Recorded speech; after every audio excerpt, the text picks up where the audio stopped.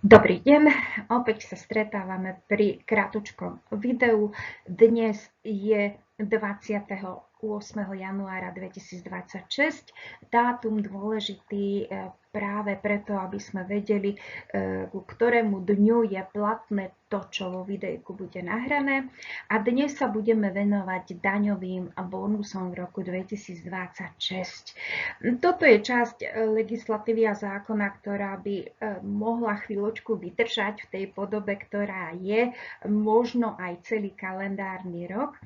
A my si dnes povieme, ako sa o daňové bonusy žiada a potom si ukážeme, ako sa daňové bonusy vypočítavajú na tej našej mesačnej báze dnes vo výplate, ako príde mzdová účtovníčka alebo teda ten jej software k tej výške daňového bonusu, ktorú tam mám. Jasné, že tieto videá nie sú určené len pre mzdárov a personalistov, ale aj pre širokú verejnosť, ktorá má záujem vedieť, čo na tých svojich výplatných páskach má. Takže sú zadarmo a sú prístupné na YouTube alebo na mojej webovej stránke, ktorú tu vidíte, kde nájdete aj rôzne články, čo sa týka zmien v oblasti mzdového účtovníctva a personalistiky, niektoré linky, kde môžete nájsť informácie k tejto téme, ale aj ponuku kurzov, ktoré robím ja vo svojej réžii, teda vo svojej vzdelávacej firme. Tak, ale už nebudeme zdržovať žiadnou propagáciou ani reklamou a ideme na daňové bonusy, prečo sme sa vlastne dnes stretli. Asi nehovorím nič nové pre tých, ktorí už v pracovnom vzťahu niekedy boli, či už na hlavný pracovný pomer alebo na dohodu a už ste sa s týmto tlačivom aj určite stretli. Je to vyhlásenie, ktorým zamestnanec žiada zamestnávateľa o nezdaniteľnú časť základu dane, ale tej sa dnes venovať nebudeme, ale žiada na tomto tlačive aj o daňové bonusy, ak chce, aby ich mal vyplácané mesačne. Keď si chce uplatniť nezdaniteľnú časť alebo daňové bonusy až v ročnom zúčtovaní alebo v daňovom priznaní, tak toto tlačivko nevypisuje. Podotýkam, na čo bohužiaľ mnohé mzdárky a personalistky zabúdajú, že toto je tlačivo, ktoré podáva zamestnanec zamestnávateľovi. Teda nie, že vám ich predloží podpísať personálne oddelenie rovno s pracovnou zmluvou. Áno, môže vám toto tlačívko poskytnúť, ak si on požiadate, pretože každý personálny a mzdový systém tieto tlačiva obsahuje, ale viete si ich aj nájsť na stránkach finančnej správy. Áno, rozumiem, že pre človeka, ktorý na tie stránky často nechodí, tak nevie si ich tam dohľadať, ale každé mzdové a personálne oddelenie vám vie takéto vyhlásenie vytlačiť a je to vaše čestné vyhlásenie. Takže vy v prvom rade musíte vedieť, čo v tom tlačivku je, lebo vy vyhlasujete to, čo tam je. Nie zamestnávateľ. Zamestnávateľ je len sprostredkovateľ, ktorý vám má niečo uplatniť, niečo vaše. To nejde z jeho vrecka. Takže treba si dávať pozor a treba riadne čítať aj toto tlačívko.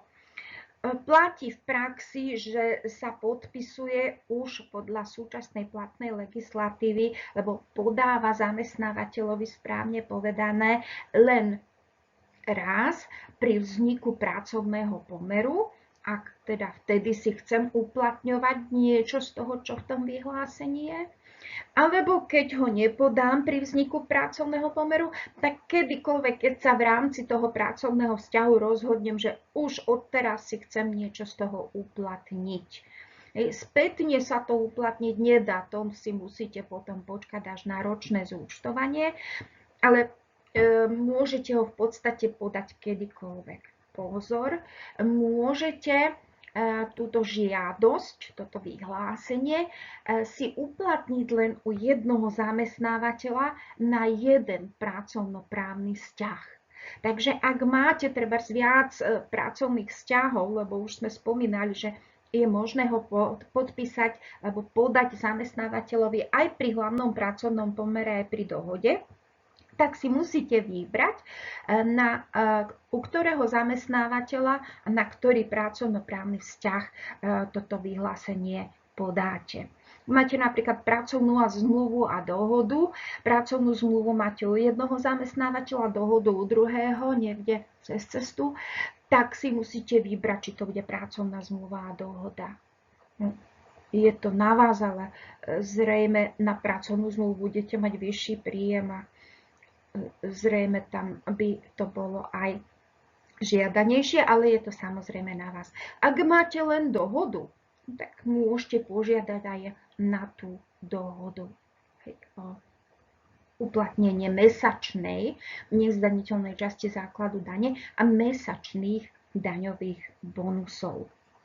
Pre vás, čo je dôležité ako pre zamestnanca, je hlavne si prečítať, čo vlastne žiadate. Tu v tom popise máte napísané, že si môžete žiadať len jedenkrát, len u jednoho zamestnávateľa a že vy ako zamestnanec to máte zamestnávateľovi doručiť. Nie, že vám to tam niekto podsunie, tu mi to podpíšte. Vy musíte vedieť, čo podpisujete. Aj to, že je to len jedenkrát. Čo sa tu vypisuje? Už vypisujú sa tu vaše údaje, teda meno, priezvisko, rodné číslo, všetko je to požadované na základe zákona o daní z príjmov, takže na toto nemusíte ani neposkytujete súhlas na spracovanie osobných údajov, lebo bez toho by nebolo možné vám to priznať. Tituly, tí, ktorých máte, viete, že ich vypisujete len, ak ich máte uvedené vo vašom osobnom doklade, teda v občianskom preukaze. A tu je dôležité adresa trvalého pobytu. Teda opäť to, čo máte v občianskom preukaze.